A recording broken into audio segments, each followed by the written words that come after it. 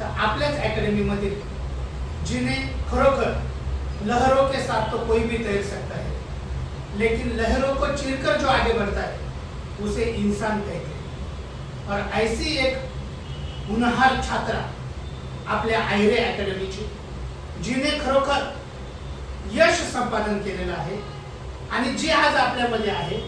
Maharashtra police दलामध्ये पिंपरी चिंचवड येथे तिची निवड झालेली आहे। तिला टोटल 150 पैकी 121 मार्क मिळालेले आहेत। जोरदार टाळ्यांनी तिचं